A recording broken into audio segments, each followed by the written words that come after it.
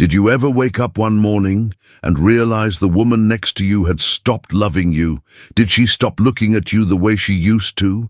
Did her touch become a task, not a tenderness? Did she stop laughing at your jokes? Stop reaching for your hand during long drives? Stop asking how your day went? Did you start to feel like a roommate instead of her man? And then, one day, maybe at the kitchen table or right before bed, she looked at you and said the words that changed everything. You didn't do anything wrong, I just don't feel it anymore. You sat there thinking, how can she leave when I gave her everything? You were loyal, you were dependable, you stayed through the storms, you made sure the bills were paid, you never looked at another woman, you were there. And still, she walked away. Not for someone better, but for someone different, someone who made her feel something, even if it wasn't safe, even if it wouldn't last. And that's when I came across these words from Carl Jung. We don't fall in love with people. We fall in love with our own projections. And just like that, the pain started to make sense. She didn't leave because you failed. She left because the fantasy she had built around you no longer held. She never loved you. She loved the version of you she created in her own mind. And the moment reality showed up, she ran. If this feels like your story, stay with me. Have you ever heard those exact words? You didn't do anything wrong. I just don't feel it anymore. Type yes in the comments if that moment still echoes in your chest, because what you're about to hear might explain everything. I remember the last dinner we had together. Nothing dramatic, no yelling, no tears, just quiet. She passed me the salt. I thanked her. She nodded, looked away, kept eating. There was something in her eyes that used to search for mine. That night, it just wasn't there anymore. It's strange how you can sit inches away from someone and still feel 1,000 miles apart. If you've ever felt that kind of silence where love used to live, you're not alone. I used to think I was, until I met Tom. And that's when I met Tom. I kept thinking, maybe she's just tired. Maybe work's been rough. Maybe we'll talk this weekend, reconnect, plan something like we used to. But the weekend came, and she went to visit her sister. The next weekend, her friend from college. The weekend after that, she needed space. And before I knew it, I was standing in the living room, watching her pack a small overnight bag that never came back. I hadn't cheated, I hadn't hit, I hadn't disappeared. I had done everything they say a good man should do. So why did it feel like I was being quietly fired from a job I never applied for? You might know this feeling, the way her goodnight turned from a kiss to just words, the way her texts got shorter, the way you reached for her hand in bed and felt her pull slightly away. You begin to doubt yourself. Did I get boring? I too predictable? Does she want someone younger? But here's the hard truth. She didn't leave because you lacked something. She left because the version of you she fell for slowly faded in her eyes. Not because you changed, but because her projection, her story about who you were, cracked. And behind it, she saw not the fantasy, but the man. And she didn't know how to love him. That's what Carl Jung was pointing to. And maybe that's where it all began. I used to think love was simple. Be loyal, be steady, protect her, provide, don't leave. That's what I did. But here's what no one ever warned me. You can do all of that and still be left behind. And the worst part, she doesn't leave in anger. She doesn't even leave with explanation. She leaves in silence, in small changes, in how she no longer touches your back when she walks by. In how her "I love you" sounds like it's checking a box. I started to feel like I was slowly disappearing, right in front of her. But I realized I couldn't be the only man going through this. And that's when I met Tom. We were sitting at a coffee shop after a Sunday service.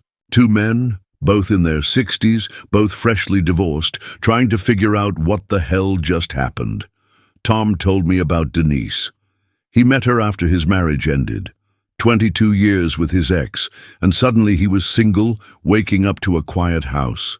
Then came Denise, this vibrant, spiritual woman.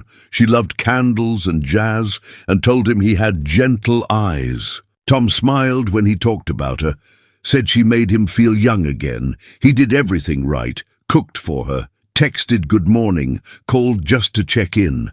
They had their Friday nights, long walks, movies, slow kisses. Then one weekend, she cancelled. Then another.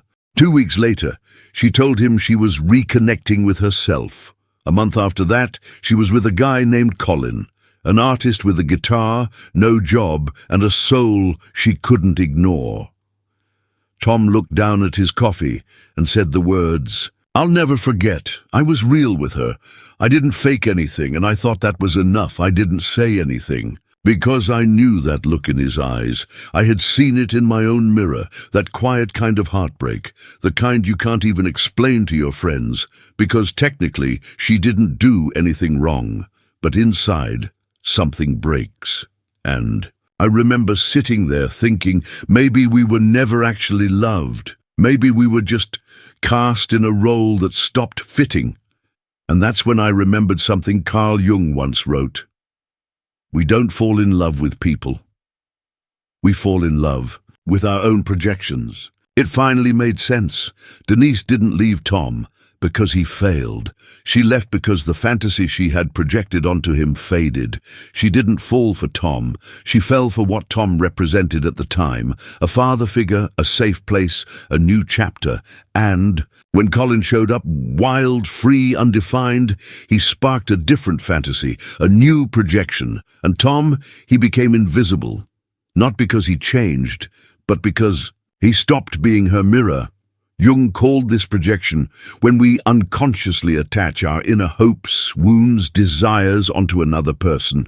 But here's the tragedy. Once that projection fades, so does the love.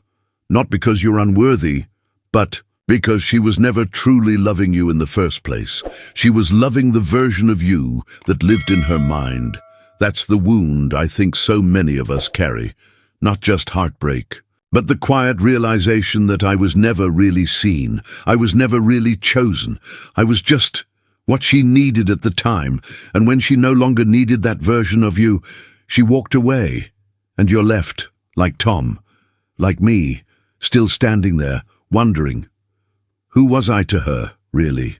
There's a strange kind of grief that comes when you realize you were never really chosen. You were selected, like a puzzle piece. Because you fit, because you played the part, not because you were truly seen. After my relationship ended, I spent months trying to figure out what I could have done differently. Should I have been more fun, less predictable? Should I have read more poetry, played guitar, worn bracelets and talked about soul alignment like the guy she left me for? But the more I tried to understand what she wanted, the further I got from who I actually was, and that's when I stopped, because somewhere in the middle of that confusion, I asked myself, why am I competing with a man who doesn't exist? Why am I trying to become someone else's fantasy when I can barely hold on to myself? Jung said, your vision will become clear only when you can look into your own heart. Who looks outside dreams. Who looks inside awakens. I'd been looking outside, chasing the version of me I thought she wanted, trying to perform love, trying to deserve it. But love doesn't grow through performance, it grows through presence, and presence begins the moment you stop pretending. The moment you stop adjusting yourself to fit into someone's story and start writing your own. That's what I want to say to you. Man to man, stop trying to outshine the fantasy in her head. You'll never win that game. You're not here to be her therapist. You're not here to be her hero. You're not even here to be the better choice. You're here to be real, to be the man who sees her clearly, without illusion, without rescuing, without becoming someone she imagines. Because when you stop pretending, something shifts. You stop needing to be chosen. You start choosing yourself. And strangely enough, That's when the right kind of woman might actually see you not as a role, not as a projection, but as a man. Looking back now, I realize she didn't betray me. She didn't lie. She just loved me through a dream, and I let her. Because deep down, I was doing the same. I saw her as something too. The answer, the softness I never got from my mother, the light I hoped would heal my shadow. I wasn't loving her. I was reaching for something inside myself. Through her. And maybe that's the truth most of us never say out loud. We don't fall in love with people. We fall in love with what they awaken in us. Carl Jung called it projection, a mirror of our inner world, our longings, our wounds, our unlived lives. And until we face that mirror, we'll keep choosing people who feel like salvation, only to be crushed when they turn out to be human. So here's what I believe now. Real love doesn't begin when someone chooses you. It begins when you stop performing and start seeing her, not through the lens of your loneliness, but through your clarity, seeing yourself, not as someone she left, but as someone you're finally ready to meet. Jung said, "Until you make the unconscious conscious, it will direct your life, and you will call it fate." Let me ask you something. Have you ever looked in the mirror and asked, who am I when I'm not performing for love? If that question has ever haunted you, comment, "Finding me," because you're not the only one. So maybe she wasn't your mistake. Maybe she was your mirror. Maybe what hurt you wasn't her leaving, but the realization that you had abandoned yourself long before she did. And maybe now, right now, is your moment to stop chasing the dream and start living the truth. So today, we talked about something deeper than heartbreak, the illusion of being chosen, projection, and the roles we get cast into. And most importantly, the moment we stop pretending and start choosing ourselves. Real love doesn't come from being the perfect man in her story. It begins when you step off the stage and finally become the author of your own. And now, have you ever felt this too? Like you were loved for the version of yourself that wasn't entirely you? Have you ever lost someone and only later realized they never truly saw you? If any of that hits home, drop a line below. Just write, "I'm learning to be seen because you're not alone." And if you know a man who's still giving everything, just to be chosen, send this to him, not as advice, but as a quiet reminder. He doesn't have to become someone else to be worthy of love. Too many good men are suffering in silence, trying to understand a kind of heartbreak that doesn't have a name, but it does now. It's called being loved through a projection. And healing starts when we tell the truth, first to ourselves, then maybe to each other.